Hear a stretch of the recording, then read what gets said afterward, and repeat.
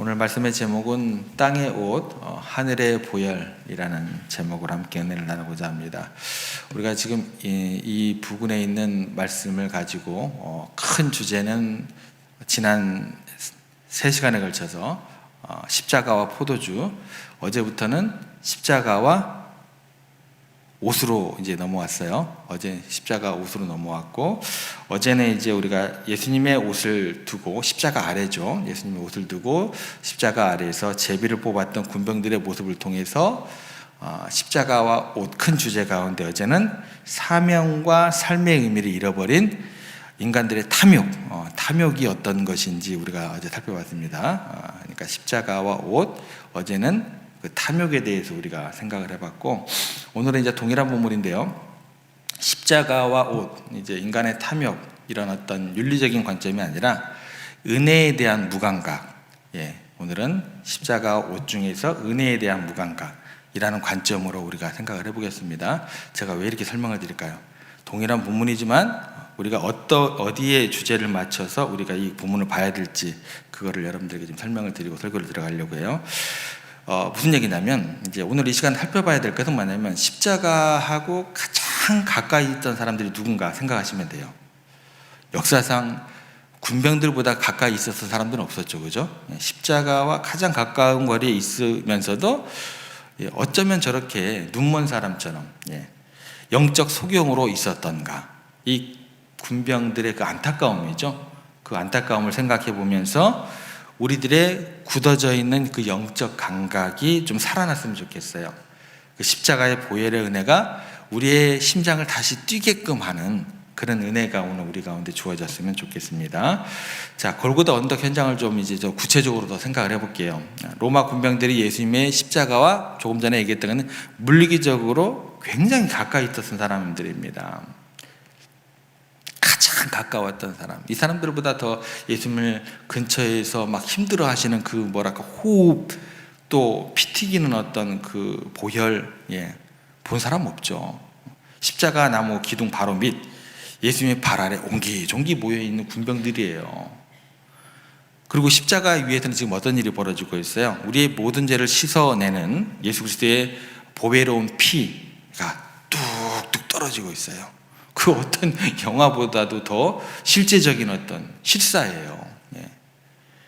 아마도 그 뜨거운 보혈이 십자가 밑에 앉아있는 군병들의 투구와 어깨 위, 또 볼로 이렇게 튀었을지도 모르겠습니다. 그들은 지금 뭐를 보고 있는 거예요? 우주의 구원의 역사가 폭발하는 그 은혜의 진원지, 생수의 강물이 터져나오는 가장 한복판에서 있었다라는 거예요. 그런데 참으로 기가 막힌 사실이 있습니다. 그게 뭘까요? 그들은 절대로 은혜가 쏟아지는 십자가 위를 향해서 고개를 들지 않았다라는 거예요. 참 기가 막히죠. 그들의 시선은 어디예요? 땅바닥에 널브러져 있는 피 묻고 땀에 찌든 초라한 겉옷, 그리고 속옷, 여기에만 고정되어 있었다라는 겁니다. 얼마나 무서운 영적인 맹인의 모습을 보여주고 있는지 우리들에게 경각심을 일으켜줍니다. 위에서는 영원한 지옥에서 자신들의 영혼을 살려낼 보혈의 은혜가 폭포수처럼 쏟아지고 있는데, 아래에서는 당장 며칠 입으면 헤어지고 찢어질 육신의 가림막인 그 옷 얻고자 희낙낙거리며 주사에 던지고 있어요. 이 희낙낙이라는 단어를 가지고는 내일 좀 넘어가 보겠습니다. 아무튼 주사를 던지고 있어요. 그들은 예수님의 피가 가진 구원의 능력에는 관심이 있어요, 없어요? 없더라는 거예요. 교회를 다녀도 다 똑같은 목적이 아니더라고요. 그렇죠? 목사를 해도 오래 하면 오래 할수록 또 목사를 처음 부름 받았던 그런 부르심에 대해서 해이해지기도 하고 이상한 목사들이 되기도 하더라고요. 저도 두려워요.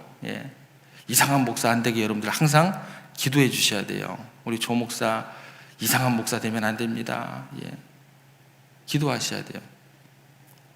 건강보다 앞서는 게 뭐예요? 그 기도예요. 건강하고 이상한 짓 하고 다녀봐요. 그거 답이 없어요, 목사들이. 그죠? 그들은 예수님이 그 피가 가지신 그 구원의 능력에는 관심이 없었습니다. 오직 저 예수의 옷을 벗겨다가 팔면 은하 맷잎이라도 챙길 수 있겠거니라고 하고 그런 어떤 물질적인 어떤 것들에만 관심이 있었다라는 거예요. 가장 놀라운 기적의 현장에 있으면서도 그 기적의 주인공을 알아보지 못하는 병, 은혜의 폭포수 아래 앉아 있으면서도 영혼의 목마름으로 말라 죽어가는 병, 이것이 바로 십자가 밑에 앉아 있었던 군병들이 앓고 있던 무서운 영적인 질병이었다라는 겁니다. 그런데 우리가 이 군병들을 향해서 혀를 찰 수가 없더라는 거예요. 우리가 매 주일 예배당이라는 십자가의 발치에 가까이 나옵니다. 그리고 이곳에서는 세상적인 어떠한 철학 이야기가 상식이 선포되는 곳이 아닙니다. 예수 그리스도의 십자가와 보혈의 능력이 선포되는 곳입니다. 예수님의 피가 우리의 모든 죄에서 우리를 깨끗하게 하셨습니다. 십자가의 은혜가 우리의 영혼을 살리십니다. 이런 말씀들이 선포가 되고, 그리고 교회는 흰눈처럼 우리의 죄를 희게하는 보혈의 은혜가 강물처럼 흐르는 곳입니다. 그런데 그 십자가를 바라볼 때, 그리고 우리가 보혈의 찬송을 부를 때 여러분의 지금 가슴은 뛰고 있습니까? 나 같은 죄인 살리신 그 은혜에 대한 감격, 그 구원의 기쁨이 여러분의 영혼 깊은 곳에서 샘솟고 계십니까? 안타깝지만 너무나 많은 성도들이 십자가에 익숙해 버려졌어요. 은혜에 대해서 무감각해 버려졌습니다. 십자가 밑에 수십 년 앉아 있음에도 불구하고 내 영혼을 소생시키는 십자가 보혈의 능력은 나와 아무 상관없이 이미 굳어진 교리가 되어버렸어요. 대신 예수님이 벗어놓은 옷에는 참 우리가 관심을 많이 갖게 되더라는 거예요. 예수 믿으면 마음이 편안해진대. 예수 믿으면 병도 낫고 사업도 잘 풀린대. 교회 다니면 세상에서 성공할 수 있대.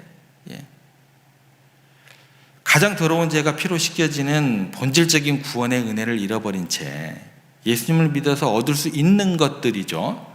세상의 부스러기 혜택들, 육신의 위로라는 땅의 옷가지들만 챙기려고 한다면 우리는 십자가 밑에 옹기종기 잘 모여 앉아서 주사위를 던지고 있는 그 무감각한 군병들과 전혀 다를 바 없다라는 거죠. 성경에 보면 이처럼 은혜에 가장 가까운 곳에 머물러 있었음에도 불구하고 은혜에 대해서 무감각해서 땅의 것을 쫓아갔다가 비참한 최후를 맞이한 한 사람이 등장하게 됩니다. 그 사람이 누구냐면요, 아브라함의 조카 롯입니다. 이 사람은요 참으로 복받은 사람이에요. 왜 복받은 사람이었냐면 하나님께서 너는 복이 될지라 라고 말씀하신 아브라함의 장막 곁에 머물렀던 사람이에요. 계속 아브라함과 동거했던 사람이에요. 그러니까 아브라함이 하나님께 제단을 쌓고 하늘의 하나님의 그 은혜를 누리는 것을 누구보다도 가까이에서 생생하게 지켜봤던 사람입니다. 그렇다면 롯은 아브라함 곁에서 뭐를 봐야 됐을까요? 눈에 보이는 세상의 화려함보다도 보이지 않는 하나님의 은혜가 머무는 곳이 이게 진짜 복이구나, 진짜 축복이구나, 이 비밀을 깨달았어야 돼요. 그런데 창세기 13장에 가서 아브라함과 헤어져야 될 순간이 찾아왔을 때 이제 그 결과가 나와요. 롯이 눈을 들어서 바라본 곳이 요단 들녘을 바라보게 됩니다. 롯의 눈에는 척박하지만 하나님의 은혜가 머무는 가나안 땅보다는 화려하고 풍요로워 보이는 소돔이 훨씬 더 매력적이고 아름다운 옷처럼 보였어요. 결국 어떤 선택을 하게 되냐면 은혜의 자리를 떠나서 점점 장막을 옮겨서 죄악의 도성 어디로 가까이 가게 돼요? 소돔으로 가까이 가게 되더라는 거예요. 그 결말은 그토록 화려해 보였던 소돔의 옷은 하나님의 유황불의 심판을 받아 단 하루아침에 잿더미로 변해버리게 됩니다. 여러분, 은혜의 진원지를 떠나 눈에 보이는 화려함을 추구하는 사람의 결말은 이렇게 허무하다라는 겁니다. 이제 다시 골고다 언덕으로 좀 시선을 바꿔볼게요. 지금 군병들이 옷을 차지하려고 혈안에 대해서 제비를 뽑게 됩니다. 그런데 이 이제 병행 구절을 좀 살펴볼게요. 요한복음 19장 23절하고 24절에 보면 이제 기가 막힌 장면이 하나 등장하게 됩니다. 로마 군병들이 예수님의 겉옷을 몇 조각으로 나눠요? 4조각으로 나눕니다. 자, 당시 유대인들의 겉옷은 여러 장의 커다란 옷을 바느질로 이어 붙여 만든 거예요. 그러니까 4개로 쪼개도 전혀 문제가 돼야 안 돼요. 안 돼요. 그래서 실밥을 뜯어내면 4명의 군인이 각각 유용한 1000조각으로 나누어 가질 수 있었습니다. 그런데 뭐가 문제가 될까요? 속옷. 이제 속옷이 문제가 돼요. 속옷을 나누다 보니까 문제가 생기게 되었어요. 성경은 이 속옷이 어떻게 직조되었냐라고 이야기를 할 때 이렇게 기록되어 있습니다. 호지 아니하다가 뭐 연결하지 아니하고 위에서부터 통으로 짠 것이라고 기록되어 있어요. 그러니까 중동 지방의 독특한 이제 직조 방식입니다. 옷감을 바늘에서 이은 게 아니에요. 목 부분부터 시작해가지고 배틀로 실을 둥글게 해가지고 발끝까지 하나의 원통형으로 짜 내려가는 옷이다라는 거예요. 이것을 생각할 때 여러분 스웨터나 털옷을 생각하면 돼요. 통으로 짜인 옷은 가위로 자르거나 찢어버리면 어떻게 돼요? 실타래가 다 풀려버려요. 아무짝에도 쓸모없는 쓰레기가 되는 거죠. 그 순간. 그래서 군병들이 서로 이렇게 이야기하는 거예요. 19장 24절에 보면 찢으면 야 아무 쓸모 없어지잖아. 그냥 찢지 말고 누가 어떨까 그냥 제비 뽑자 이렇게 이야기하는 거예요. 그건 뭐예요? 속옷이에요. 자, 그런데 여러분 예수님께서 왜 하필이면 이 통으로 짠 속옷을 입고 십자가에 오르셨을까? 출애굽기 28장 31절 32절에 보면 하나님께서 대제사장이 입을 예복을 만들 때 엄격한 규례 하나를 주세요. 그 규례가 뭐냐면 그 옷은 깃을 짜서 찢어지지 않게 하고, 대제사장의 옷은요 절대로 바느질로 입지 말고 위에서부터 통으로 짜가지고 찢어지지 않게 만들는 하나님의 명령이 주어지게 되었다라는 거예요. 대제사장은요 하나님과 백성 사이를 잇는 중보자이기 때문에 그의 옷이 찢어지는 것은 하나님과의 언약이 찢어지는 것을 상징했기 때문입니다. 그러니까 지금 십자가 위에서 통으로 짠 옷을 입고 계시는 예수님은 사형수이신 분으로 죽어가는 게 아니에요. 온 인류의 죄를 짊어지고 지성소로 들어가는 영원한 대제사장의 자격으로 십자가라는 제단 위에 서 계신 겁니다. 이 장면을 영적인 눈으로 보면 우리가 생각을 더 깊게 할 수 있게 되는 거예요. 지금 십자가 밑에 로마 군병들은 땀에 찌든 싸구려 1000조각 하나 아까워가지고 그것이 쓰레기 될까봐 찢지 않으려고 안달을 하고 있어요. 극과 노까지 하나의 가치를 보존하라고 찢지 말고 제비를 뽑자라고 이야기를 합니다. 그런데 바로 그 순간 그들의 머리 위 십자가에서는 무슨 일이 벌어지고 있는가 하면 로마 군병들은 싸구려 1000조각을 찢어진지 아까워하는데 만물의 창조주신 우리 하나님은 우리를 살리기 위해서 당신의 가장 귀한 독생자의 몸을 갈기 뭐예요? 찢어버리고 계신다라는 거예요. 손과 발이 대못에 찢겨집니다. 등과 허리가 채찍에 찢겨져 나갑니다. 가시관에 머리가 찢겨져 나갑니다. 히브리서 10장 20절은 이것을 이렇게 기록해요. 그 길은 우리를 위하여 휘장 가운데로 열어놓으신 새로운 살 길이요 휘장은 곧 저의 육체니라. 그러니까 인간들은 고작 자기들이 입을 옷 한 벌 찢어지는 거 아까워가지고 전전긍긍하고 제비를 뽑고 있는데 하나님은 우리들을 영원한 지옥에서 구원하시기 위해서 가장 존귀한 예수 그리스도의 육체를 성전의 휘장처럼 위에서부터 아래로 완전히 찢어버리셨습니다 라는 고백을 하고 있는 거예요. 그리고 그 결과 어떤 일이 벌어지게 돼요? 그 찢겨진 틈 사이로 그 갈라진 육체 사이로 우리의 모든 죄를 덮고도 남을 보혈의 은혜가 폭포수처럼 쏟아지고 있는 현장이다라는 거예요. 인간은 땅에 썩어질 옷을 지키려고 했지만 예수님은 자신의 생명을 찢어 우리의 영혼을 영원히 덮어주실 보혈의 피를 흘려주셨습니다. 이것이 바로 십자가 밑에 흐르는 진짜 구원의 신비, 하나님의 뼈아픈 사랑의 고백이 되는 겁니다. 말씀을 정리합니다. 사랑하는 여러분, 오늘 또 십자가 밑에 나오셨어요. 예. 무엇을 바라보고 계십니까? 우리를 살리는 것은요, 예수님께서 벗어놓은 찢어지지 않은 속옷이 아니에요. 세상이 임시적으로 주는 혜택과 위로가 아니에요. 교회에서 배우는 성경 공부가 아니에요. 우리를 진짜 살리는 것은 뭐냐면 나를 위해 찢겨진 예수 그리스도의 몸이요, 내 영혼의 더러운 죄를 영원히 덮어주시는 그 거룩한 보혈의 능력이 되는 줄 다시 한번 믿음으로 고백하시기를 부탁을 드립니다.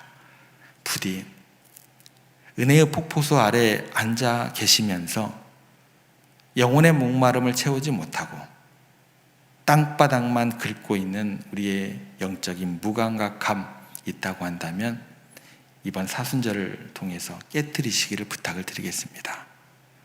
영적인 눈이 회복되어야 돼요. 다시 그 보혈의 은혜가 우리의 영혼을 적시고 우리의 심장을 뛰게 만들게 하셔야 돼요.